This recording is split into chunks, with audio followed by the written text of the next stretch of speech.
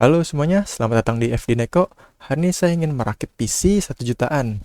Jadi bagi kalian yang sedang ingin merakit atau mungkin lagi nyari referensi untuk rakitan di akhir tahun ini, mungkin bisa berguna video ini. Kalau kalian punya saran yang lebih baik lagi, silakan komentar di bawah ya. Oke, di sini rakit PC 1 jutaannya, saya mendapatkan Mobo-nya ini H81M ya. Ini bekas, rata-rata bekas semua ini. Kecuali SSD, itu saya beli baru. Ini saya Mobo bekas beli di sekitar harga 270.000.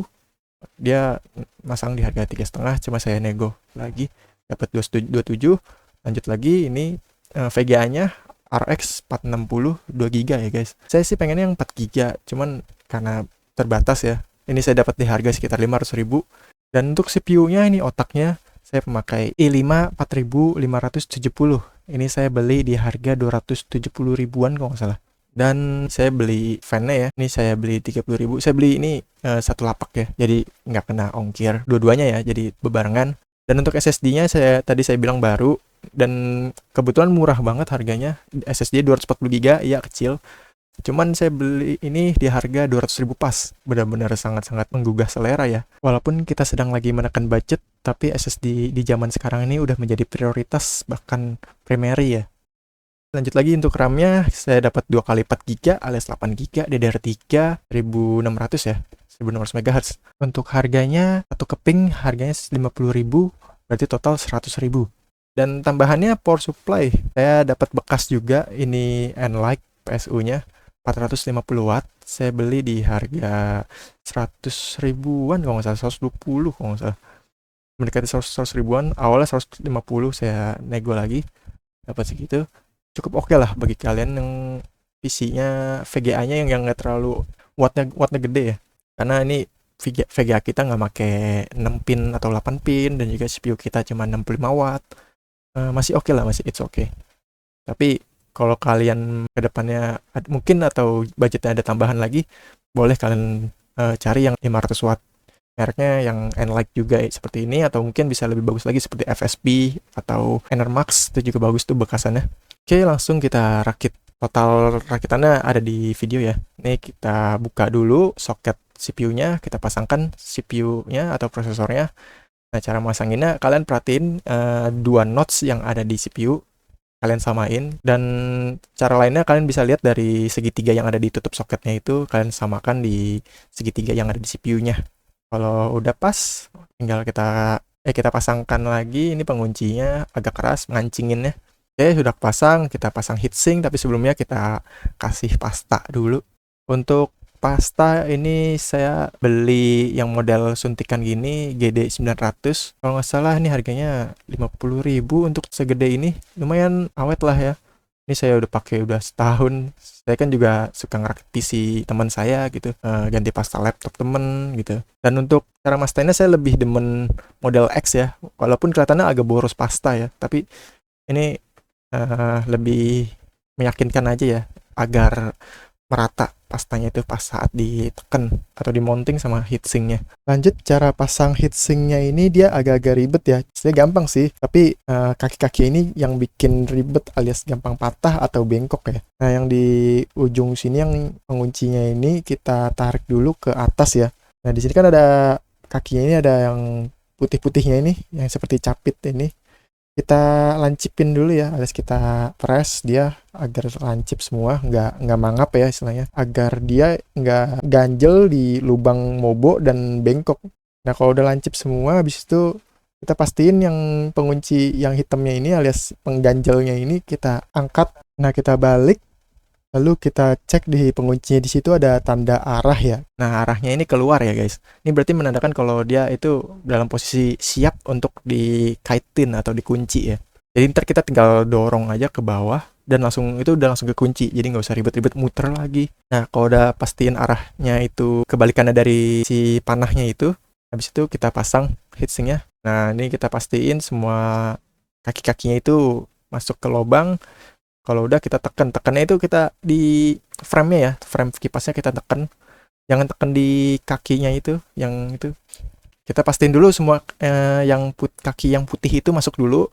Kalau udah masuk semua, tinggal kita ganjel alias kita tekan kaki hitamnya agar keganjel.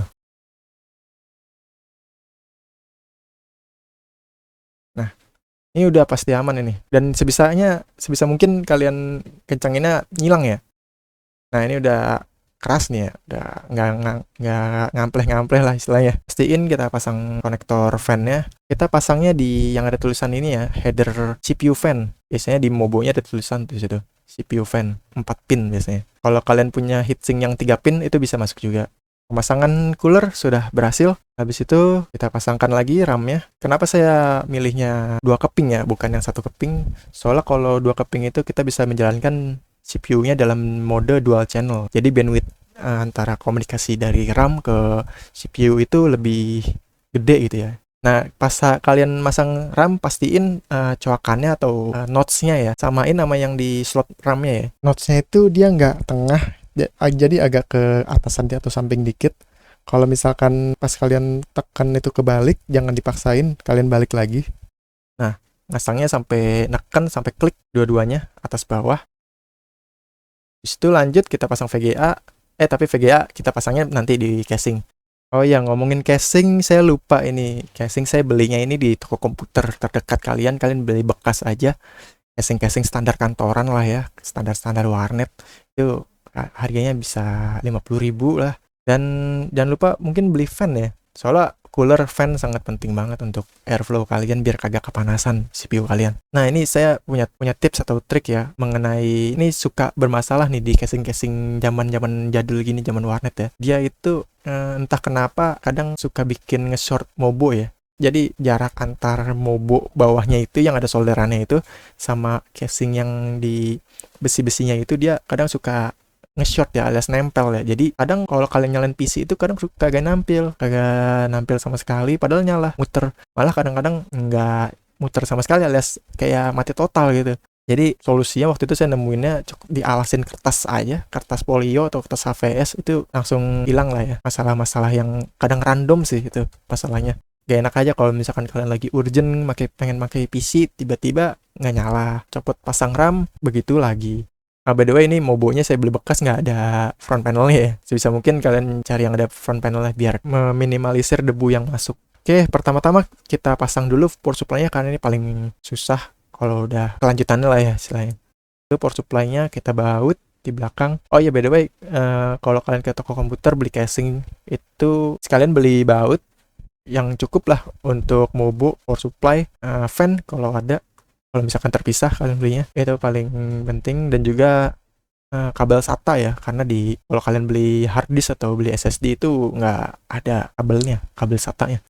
Kabel SATA, baut, terus kabel VGA ya untuk monitor. Cuman kalau kalian monitornya udah ada atau mungkin kalian monitor beli baru atau beli bekas, kadang dikasih kabel VGA sih. Cuman jaga-jaga aja. Sama kabel power buat power supply ke stop kontak.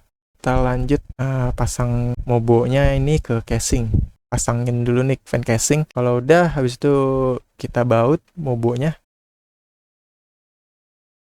Nah, kalau sudah, lanjut pasang VGA. Ya sebenarnya sih menurut saya pasang kabel ini dulu sih ya, kabel power supply. Cuman di video ini saya lupa malah pasang VGA. Oke, lanjut kita pasang dulu kabel-kabel yang ke Mobo-nya. Ini yang paling susah sih kabel front panel sih ini. Yang buat tombol power, LED indikator HDD, indikator power, dan front panel lubang USB, lubang speaker, lubang headset ya bisa dibilang. Untuk front panel kalian cari aja sesuai Mobo-nya. Tapi biasanya mayoritas sih LED-nya itu ada di sisi kiri, habis itu di sisi kanannya ada switch reset dan switch power. Ini habis itu lanjut pasang header front panel USB, front panel audio. Kalian perhatiin aja di situ ada di konektornya itu ada namanya USB atau audio. Oke, habis itu kita lanjut pasang untuk asupan CPU-nya 4 pin ya. Ini karena power supply ini udah support EPS ya, alias 8 pin. Dia bisa dibuka ya. Kalian bongkar dulu itu, digeser. Nah, itu bisa kepecah jadi 4-4. Karena ini Mobo cuma butuh 4, kita pasang yang 4. Yang mana Bang kira-kira? Kalian coba aja pasang salah satu. Kalau dia ngelos ya alias langsung masuk, berarti itu pinnya. Kalau misalkan nggak ngelos, jangan dipaksain, kalian cari pin yang satunya lagi. Cara masangnya emang agak ribet, agak sempit sih, bukannya ribet ya, masang gampang. Dia kayak masang Lego aja, ada penjepitnya di situ alias pengunci ya. Jadi kalian pastiin udah rapet pokoknya. Kalau udah pasang rapet, kalian raba aja pakai jari kalian di antara konektornya sama di slot atau portnya itu udah mepet gak, udah tipis banget ya. Kalau masih ada celah gitu pas kalian raba-raba, berarti kan harus ditekan lagi. Habis itu lanjut pasang 24 pinnya untuk Mobo, supply Mobo. Nah, ini pastiin lokasi pengunci dan ganjalan penguncinya itu di mana. Kalau di sini dia ada di luar ya. Kalau kalian salah masukin, itu juga nggak bakal masuk. Jadi jangan dipaksa. Kalau nggak masuk berarti puter aja. Kalian tekan lagi ya sampai kayak tadi gapnya itu sampai hilang ya, alias udah mepet lah istilahnya. Dan pastiin penguncinya itu udah ngegigit ya, ngegigit ganjalan pengunci yang di Mobo-nya. Nah, kalau udah ya tinggal kalian aturlah kabelnya gimana. Dan pastiin kalian sisahin ini kabel power SATA ya di bawah untuk supply SSD atau hard disk kalian. Kalau kalian punya satu ya sisain satu. Ya biasanya saya kasih 2 sih untuk tambahan lagi kalau misalkan saya mau nambah hard disk lagi atau mungkin SSD. Dan kalian juga siapin ini kabel SATA untuk ke Mobo-nya ya, Mobo ke SSD-nya. Dan kalau kalian perhatiin tuh lubangnya itu dia bentuknya itu kayak letter L ya. Jadi nggak bakal kebalik. Kalau kalian nggak bisa nyolok berarti itu kalian balik aja. Nah, ini saya pasang SSD-nya ke konektor SATA dan juga power SATA. By the way, karena ini SSD ya nggak ada benda yang bergerak atau mekanikal seperti hard disk. Jadi kalau kalian emang bautnya yang habis ya kayak saya, ya kalian ini aja lah, kalian geletakin aja lah ya di bawah, nggak perlu dibaut segala macam. Nah, untuk pasang VGA kita pasang di sini ya, PCI Express ini namanya slotnya. Dan biasanya dia ada penguncinya kita buka dulu. Tapi di sini udah kebuka penguncinya ada di ujung kanan itu. Tinggal kita masukkan aja semua sampai rapet ya. Kalian bisa lihat di situ, di sini sih nggak kelihatan, di kamera nggak kelihatan. Cuma kalian bisa lihat itu pin konektornya itu sampai masuk ya, sampai pokoknya rata semua dah. Kalau sudah kita baut dulu ke casing biar nggak goyang-goyang ya, biar stabil. Takutnya kalau dia goyang-goyang lepas dari konektor PCI-nya malah jadi blue screen atau lebih parah malah bisa korslet ya. Oke, ini sudah. Habis itu saya pasang penutup PCI-nya. Nah, habis itu nih sisanya ini ada kabel Molex ya. Dia bentuknya 4 pin juga, cuman kayak bentuknya bulat-bulat gitu. Nah, ini biasanya untuk kalau kalian butuh supply kipas ya. Dan juga kalau VGA kalian butuhnya 6 pin atau 8 pin, di sini juga ada nih. Udahlah 8 pin untuk VGA. Nah, ini terakhir nih saya ada fan juga di depan casing untuk sebagai intake ya. Jadi yang depan masuk udara dingin, diolah sama Mobo VGA dan juga power supply, dibuang sama fan belakang sebagai outtake, sebagai pembuang panasnya ya. Dan ini pasang Molex ini dia kadang agak sabar ya. Dia konektornya itu si yang cowoknya itu dia suka belok ya. Jadi kalian harus lurusin, pasin sama lubang yang ada di power supply-nya itu, baru kalian kencangkan. Kalau kalian paksa kencangin, itu yang ada malah patah ya atau bengkok. Oke, ini udah selesai dirakit. Lanjut kita tes, kita install Windows. Habis itu jangan lupa install driver. Oke, tanpa lama lagi kita tes isi 1 jutaan ini. Kita lihat apakah masih bisa bersaing di 2023 menuju ke 2024 ini. Langsung aja, let's go. Yang pertama kita coba GTA 5. Di sini settingannya resolusi 1080p, nggak pakai anti aliasing dan grafiknya mayoritas high. Tapi untuk tekstur saya stay di normal karena keterbatasan VRAM yang cuma 2 GB. Tapi it's okay. Yang penting kelihatannya lebih HD. Untuk advance graphic semuanya off ya.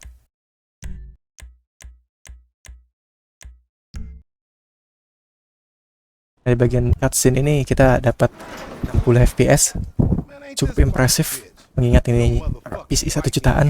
Biasanya PC 1 jutaan cuma bisa 720p dan grafiknya pun di rata kiri. Tapi ini kita bisa ingin di high 1080p.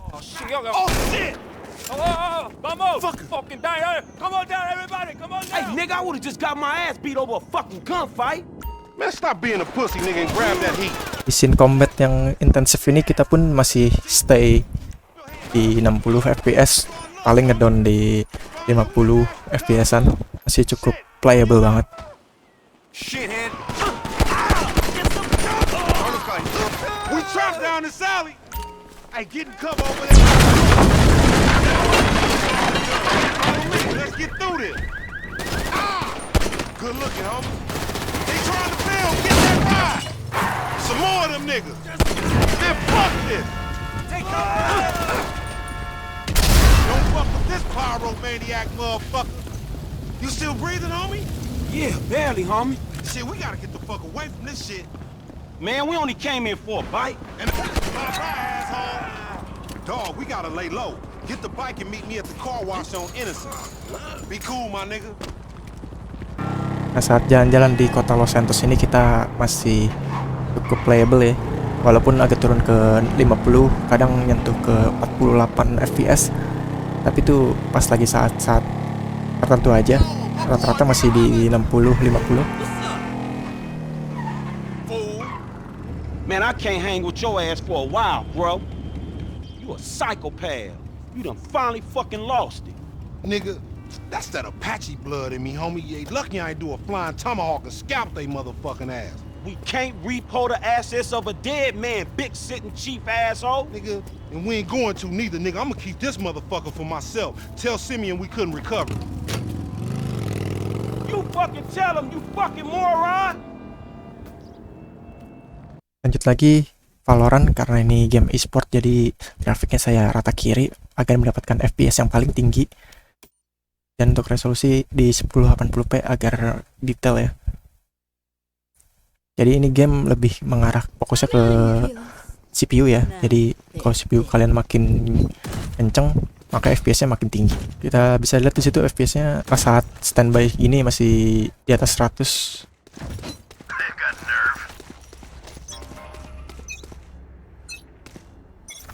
Hi! I'm pissed!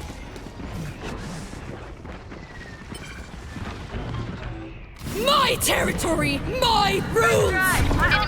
Nah, saat mulai intensif ini FPS-nya agak turun ke 90 fps, tapi masih di atas 60 alias ini masih lancar banget. Cukup oke kalau kalian punya monitor di 75 Hz ya.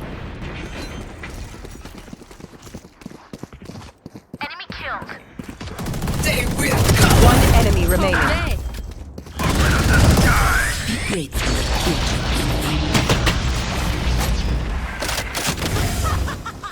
Switching sides. Gotta go! Let's roll, Neon. Show us what that K-Sec training did for you. Itu lanjut di PES 2021, ini updatean smoke patch. Settingannya bisa dilihat di situ, campuran medium dan low. Untuk resolusi masih sama 1080p.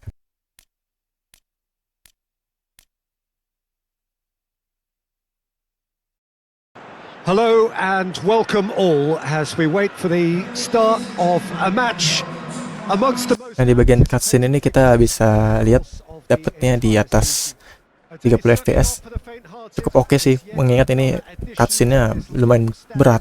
Tambah ini PES 2021 ya, dimana grafiknya sangat-sangat bisa kita lihat tuh HD banget walaupun settingannya medium dan low. Tapi ntar kita lihat gameplay pas udah lagi mainnya, biasanya lebih entengan sih. Kita lihat bisa 60 fps atau masih ngedrop.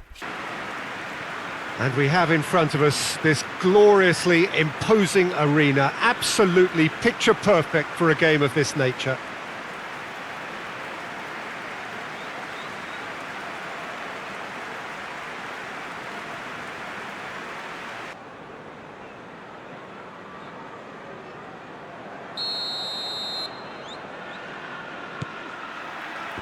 Nah, kita bisa lihat di sini FPS-nya sangat-sangat tinggi di 70 fps. Padahal ini udah dipakai patch, sangat-sangat lancar banget. Varane, he's solid in the air, Peter. He's tough in the tackle and a very good reader of the game. It's Gabriel Jesus! Gabriel Jesus made a good run there. Looking for a decent ball in. Mahrez gets it in. Hits one! It's a goal! Oh, high quality goal, lovely first touch, sumptuous second.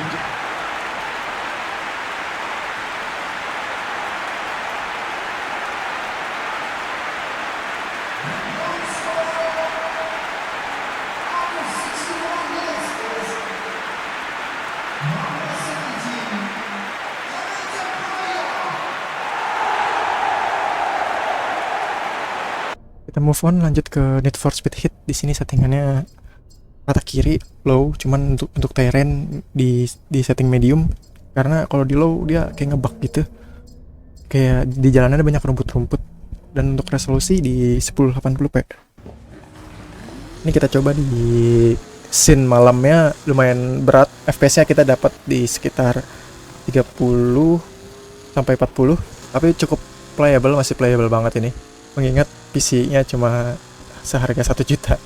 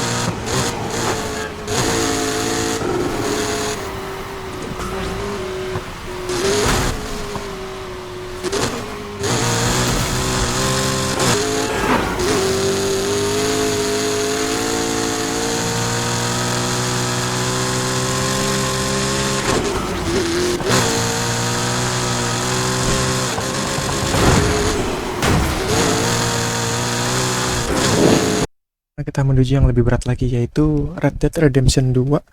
Di sini resolusinya masih sama 1080p, cuman render scalingnya saya kecilin ke 5/6 kalau nggak salah. Dan untuk semuanya saya rata kiri, bisa dilihat detailnya langsung di video. Dan untuk API-nya saya pakai full kan. Ternyata resolution scale-nya 4/5, karena untuk RDR2 itu kalau VRAM-nya melebihi 2GB, dia nggak bisa main, nggak bisa di-apply. Jadi untuk ngakalin biar VRAM-nya cukup, resolution scale-nya saya kecilin. Bisa dilihat di sini masih cukup kuat ya. RX 460 ini masih dapat 30/40. Tapi nanti kita coba ke kota Valentine ya. Biasanya di situ lebih berat. Di sini menunjukkan kalau VGA RX 460 masih oke GPU-nya. Cuman ke bottleneck aja dengan VRAM-nya yang terbatas 2GB. Oke, saya sarankan kalau kalian dapat yang 4GB itu lebih bagus lagi, lebih recommended.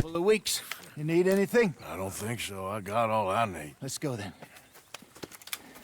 Hey, you're right. Why you riding like that? Oke, kita sambil jalan-jalan menuju ke Valentine. Died with them too. Nonsense.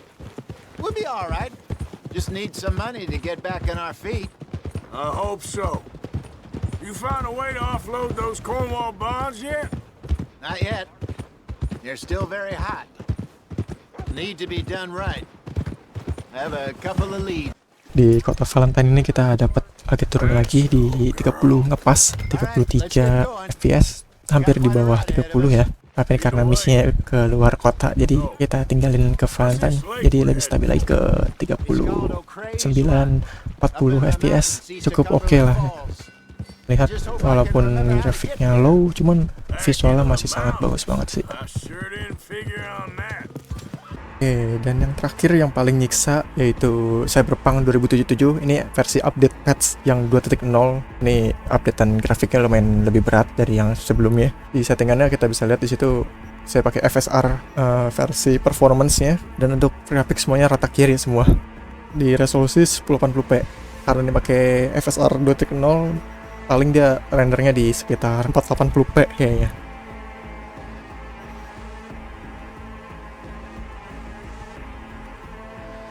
Tapi walaupun yang render di 480p cukup masih kelihatan oke juga sih. Di sini kita coba jalan-jalan. Ini masih misi pertama ya. Di sini FPS-nya 30-an, cukup oke.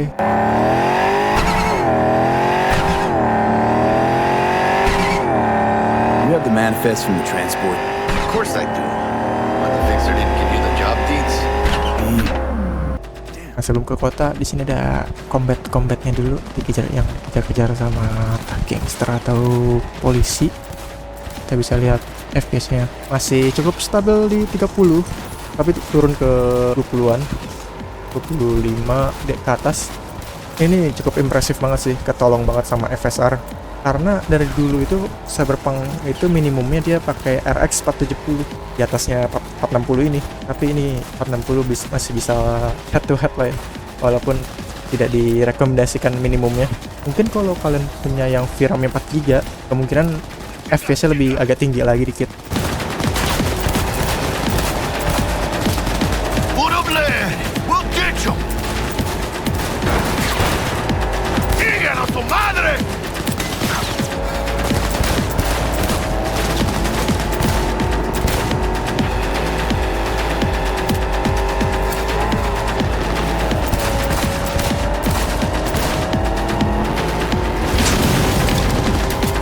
Gotta keep moving! Ah, los pendejos are stubborn!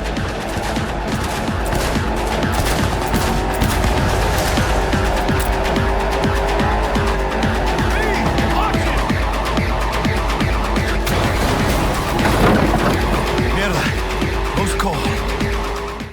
Lumayan agak berat ya pas loading ke kotanya. Cuman kalau udah ke load, FPS-nya naik lagi ke 30. Ini keren sih.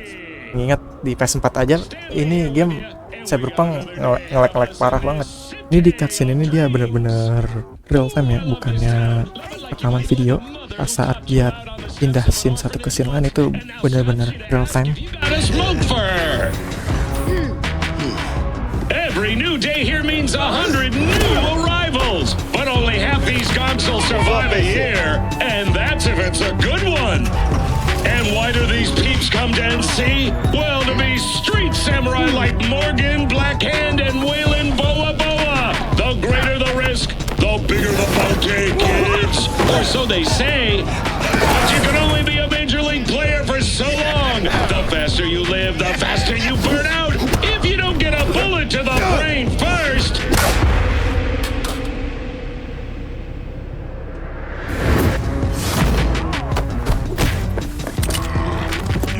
NC's legends. Know where you'll find most of them? The graveyard. Matters not where you're from. Matters not where you start. What matters here is the walk you walk. In Night City, the city of dreams. Jadi kesimpulannya, untuk menutup video yang cukup panjang ini, isi rakitan 1 jutaan ini saya bilang berhasil ya untuk memainkan game-game e-sport dan juga game-game yang agak berat seperti RDR 2 dan Cyberpunk. Sebenarnya Cyberpunk agak maksa sih, cuman kalau kalian bisa dapat yang VRAM RX 460 GB mungkin konklusinya lebih bagus lagi. Tapi ya sebagai gambaran aja, kalau misalkan kalian ingin ngerakit, kalian punya gambarannya seperti ini spesifikasinya. Atau mungkin kalau kalian punya saran yang lebih bagus lagi, silahkan komentar di bawah. Dan juga jika kalian ingin bertanya-tanya, silahkan juga komentar di bawah. Nanti sebisa mungkin akan saya jawab satu persatu.